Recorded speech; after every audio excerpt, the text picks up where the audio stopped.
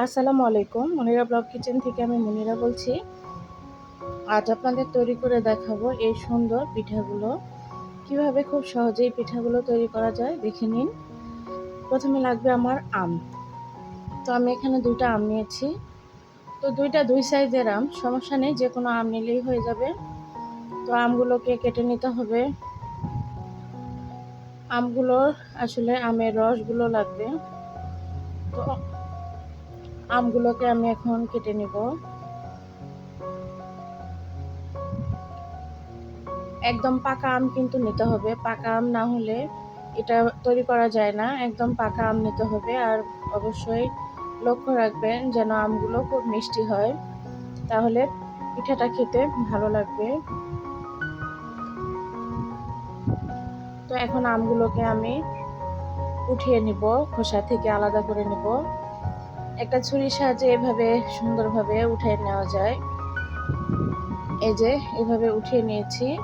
আর একটা আমি একটু ডিজাইন করে কেটে দেখাচ্ছি। এটা অপশনাল, আমি এমনি দেখার সৌন্দর্যের জন্য আপনাদের এটা দেখাচ্ছি, এই আর কি। তো এই যে এইভাবে করে নিতে হবে। এই যে এইভাবে নিয়ে এখন ছুরির সাহায্যে একটু এরকম চাপ দিলেই দেখবেন উঠে আসবে সুন্দর মতো।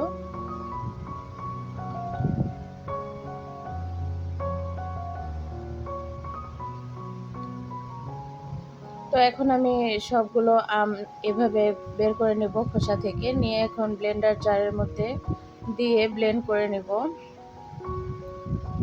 আমের পাল্পটা আসলে লাগবে।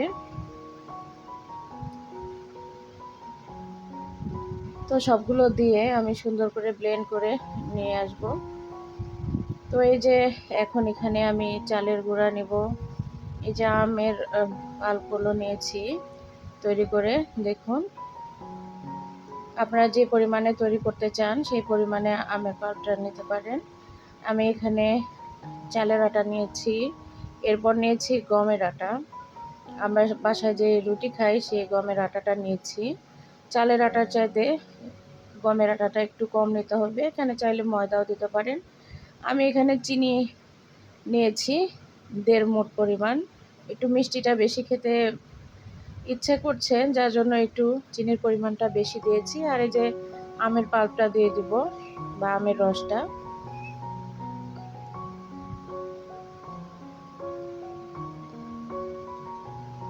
আমের রসটা কিন্তু খুব সুন্দর করে ব্লেন্ড করে নিতে হবে। গোটা থাকলে সেটা হাত দিয়ে ম্যাশ করে নেবেন। এখানে আমি গুঁড়া দুধ দিয়েছিলাম আর একটু বেকিং সোডা দিয়েছিলাম, সেটা আমি স্কিপ করে ফেলেছি। তো আপনারা এখানে গুঁড়া দুধের পরিবর্তে কুসুম গরম লিকুইড দুধও দিতে পারেন। গুঁড়া দুধ দিলেও ভালো লাগে খেতে। তো আপনাদের পছন্দ মতো দিবেন।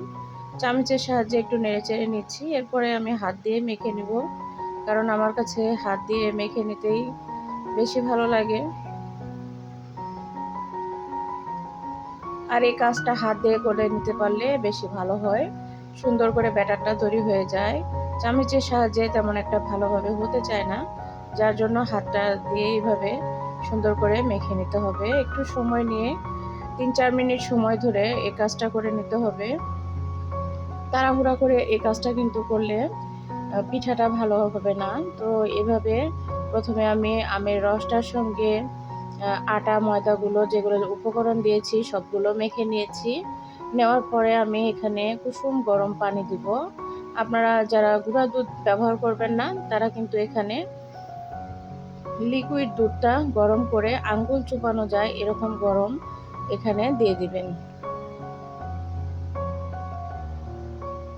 তো এই যে আবার ধীরে ধীরে আমি পানি দিচ্ছি, একবারে পানি দেওয়া যাবে না। এখন অফ ক্যামেরাতে আমি এটাকে ঠিক মতো করে ব্যাটারটা তৈরি করে নিব। এই যে এরকম হয়েছে।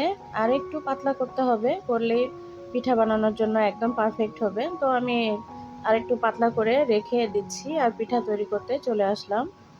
এই যে ফ্রাই প্যান বসিয়ে দিয়েছি, আমি আগেও 2-3টা তৈরি করে নিয়েছি। তো আপনাদের সঙ্গে এখন শেয়ার করতেছি। এই যে দেখুন ব্যাটারটা দিয়ে দিলাম 1.5 চামচের মতো। এখানে আপনারা আপনাদের কি পরিমাণ বড় করতে চান সেই পরিমাণে দিতে পারেন ব্যাটারটা। তো এই যে আমার একটা পিঠা হয়ে গিয়েছে। দেখুন, পিঠা বা নাস্তা যেটাই বলুন না কেন, ছোট বড় সবাই কিন্তু এটা খেতে খুবই পছন্দ করে। তবে মিষ্টিটা এখানে অবশ্যই খেয়াল রাখবেন, অতিরিক্ত মিষ্টি দিলে কিন্তু খাওয়া যায় না। একটু মাঝারি মিষ্টিটা দিলে ভালো লাগে খেতে। তো এরকম করে ধীরে ধীরে কিন্তু সবগুলো নাস্তা বা পিঠা সব আমি তৈরি করে নিব। মেহমান বসিয়ে রেখে আপনারা কিন্তু খুব দ্রুত সময়ে এটা তৈরি করে নিতে পারবেন। আমি আবার একটা উল্টেও দিলাম, দেখি এই পাশটা কেমন হয়। তো এক পাশে দিলেই না, উল্টে দেওয়ার প্রয়োজন হয় না, তারপরও আমি দিলাম। এই যে এরকম হবে। তো আমি আপনাদের কয়েকটা তৈরি করে দেখাবো, যদিও একটা দেখালেই না, তারপরও আমি দেখাচ্ছি। অবশ্যই ব্যাটারটা এরকম কড়াইয়ের মধ্যে দেওয়ার আগে অবশ্যই একটু ঘুটে নেবেন বা নাড়িয়ে নেবেন। নিয়ে এভাবে দিয়ে নিলাম। এখন আবারও ঢাকনা দিয়ে ঢেকে রেখে দেব।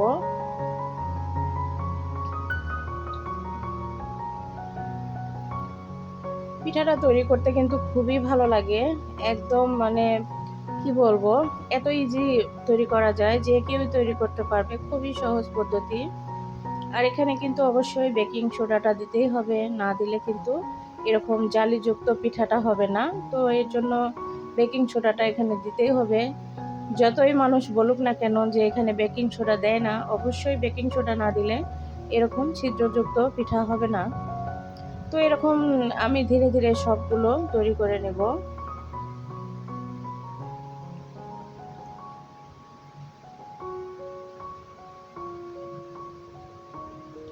আমার এই আম দিয়ে এই রেসিপিটা অবশ্যই আম শেষ হওয়ার আগে একবার হলো ট্রাই করে দেখতে পারেন। আশা করি আপনাদের ভালো লাগবে। বাচ্চাদের টিফিনেও কিন্তু এটা দেওয়া যায়, বাচ্চারাও তো এটা খুবই পছন্দ করবে। এতে করে কি হবে, যারা আম খেতে পছন্দ করে না সেই চাহিদাটাও কিন্তু মিটে যাবে এই পিঠা বা নাস্তাটা খেলে। তো আমার আসলে ব্যাটারটা দেওয়া বেশি পাতলা হয়ে গিয়েছে, বড় হয়ে গেছে, যার জন্য একটু উঠাতে সমস্যা হচ্ছে। তো আবারও এটাকে উল্টিয়ে দিলাম। পিছন পাশটা কিন্তু এরকম হয়। তো ননস্টিকের কড়াইগুলোতে অবশ্যই এই কাজটা করার চেষ্টা করবেন, বা ফ্রাই প্যানে, তাহলে কিন্তু এরকম উঠবে সুন্দর। এমনি কড়াইয়ে এত ভালো হতে চায় না। তো এই যে আমি এখন সবগুলো তৈরি করে উঠিয়ে নেব। দেখতেই পেলেন আমি কত সহজে পিঠাগুলো তৈরি করলাম, একদম সহজ পদ্ধতি। যদি আমার এই রেসিপিটি আপনাদের ভালো লেগে থাকে অবশ্যই লাইক কমেন্ট শেয়ার করতে ভুলবেন না। আর কেমন লাগলো অবশ্যই একটা কমেন্ট করে জানাবেন। ভুল ত্রুটি হলে ক্ষমা সুন্দর দৃষ্টিতে দেখবেন। এই যে দেখুন ফাইনাল লুকটা, একদম মেহমান বসিয়ে রেখে খুব কম সময়ে কত তাড়াতাড়ি এই পিঠাগুলো যে তৈরি করা যায় তা আপনারা তৈরি করলেই বুঝতে পারবেন। একদম রেডি। তো এই যে দেখুন ভিতরেও কিন্তু খুব সুন্দর মতো সেদ্ধ হয়ে গিয়েছে। একটা পিঠা বা এই নাস্তাটা তৈরি করতে একদমই 1 থেকে 1.5 মিনিট সময় লাগে। তো ভালো থাকবেন, আল্লাহ হাফেজ।